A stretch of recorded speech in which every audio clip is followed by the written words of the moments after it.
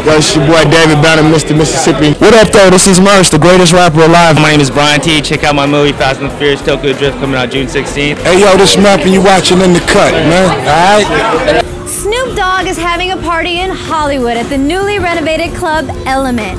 So let's check in with my girl Brandy, or B-Mac, as she calls herself.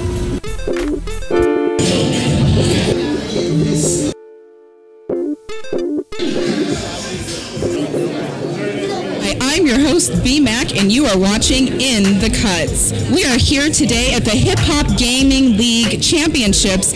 All Madden. See, there's some rumors going around that Exhibit might have you beat. Man, that would be Madden.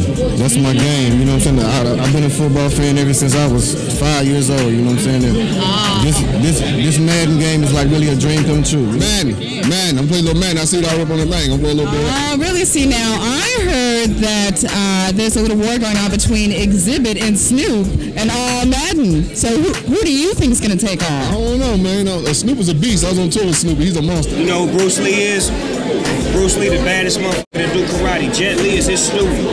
These are my students. These are my pupils. You understand what I'm saying? So it's like they haven't even got to the point to where I'm able to play them yet. They have to prove themselves to me. See, I have my money on you the whole time. You got to, baby, because you know you're going to win. We came, we saw, we talked to all of your favorite hip-hop artists and found out what's hot and what's not. So keep it here on In the Cutz. Back to you in the studio. Well, Kurt Russell takes a cruise, and Red Buttons and Pamela Sue Martin are there to see him off. Sounds like Poseidon to me.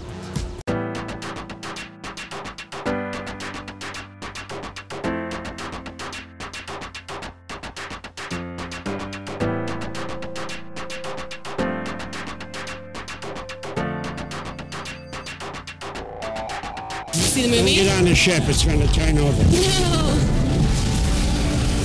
Hey, what's up? I'm Kelly from In the Cutz, and we are at the movie premiere for Poseidon. About as hard as I've ever, hard a movie as I've ever worked on. Yeah. Backdraft was very difficult, and, because we were dealing with fire and it was very hot. And this one was just underwater, a lot of underwater stuff, and the sets were really rough.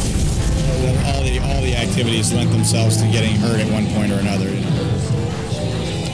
I remember coming to work one day and turning to Wolfgang and script supervisor and a couple different people and saying, I'm just having the time of my life. When I was broke, all in. It's gonna change. It's gonna get hard.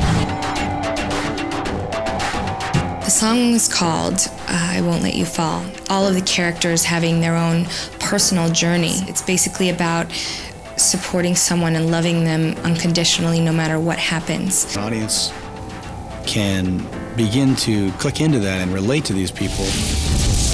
And I think, for my taste, I think to latch on to who they are is inside that air conditioning network, because it gets real close in there. It'll be exciting, I think. You seen the original? I did. Yeah. So it'll be different this time. Yeah. I think the original was quite well done. Gene Hackman, my fella, and now we got Josh and Kurt. Good guys. We created these sets that are literally these large rooms, large sections of the ship, mostly upside down, that have been built on hydraulic devices that are on tanks. And the tanks are, 10, 20, 30 feet in the air. Some of them hold tens of millions of, I don't know how many gallons of water, whatever it is.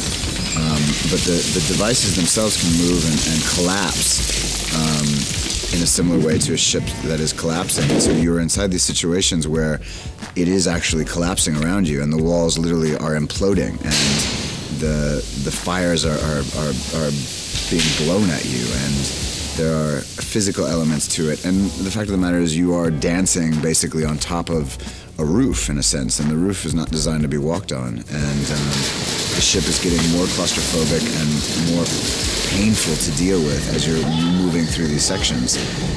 There's sort of a wild ballet to this movie in that sense. Experienced the blue carpet at the premiere of Poseidon.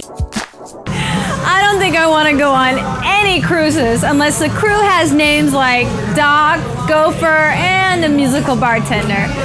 Well, if you need to laugh, there are few better at delivering them like George Lopez. So let's check in with him and see what he's up to.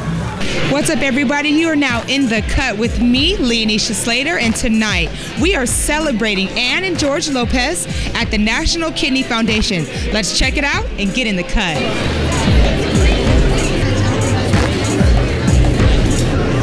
So tell me, you're here celebrating Mr. George Lopez, that he's alive and he has a good kidney, and his kidney is Cuban and it's part woman. It's going to keep him on his toes and working hard. He's a good guy. He's a really nice guy. I've known him for a long time, and I'm glad he's alive. I guess if they didn't have these kidney things, he might not be. Tell me, how are you doing? What's going on with you? I'm doing well. I'm just working out now. You know, I lost 285 pounds. Well, I've been a spokesperson for the Kidney Foundation for a few years, and my father is a recipient, so he has a kidney, and he's had it now for 12 years, and he's doing wonderful. And just very grateful for the program and trying to keep awareness out there. Tonight, we also recognize Ann and George Lopez with the First Time Humanitarian Award for their unbelievable contribution, not only to this foundation, but to the whole NKF across the country. You know, I kind of feel I did something out of love, so to get honored for it is kind of pretty amazing. But we're here really to raise money, a lot of money hopefully, to send kids that are on dialysis to camp and to support all the other things that the National Kidney Foundation of Southern California does. In my concerts, you know, Ticketmaster would help me put a little thing in my ticket envelopes for my shows and stuff like that, and I always talk about it in the shows and just try to get people to sign their driver's license and talk to their families. Yeah, just to raise awareness. I didn't intend on becoming the national spokespeople. I don't think Ann and I for the Kidney Foundation in the beginning, but I think when we realized how many people were sick and how fortunate I was to have a live donor, which is also important, that we wanted to raise awareness and really not leave anybody behind who's not well. Well, and I think that George and Ann have literally raised the awareness as far as like people with kidney issues and donations needing to be made by like 500%, which is really a wonderful thing. And because it's not like a cool thing, maybe, you know, it's hard to donate a kidney, but if it can keep a person alive and you can function great with a kidney and a half or one kidney, why not? So that's what we're trying to do, is to get people to do live donation so that people don't have to go on dialysis and they have a better chance of recovery.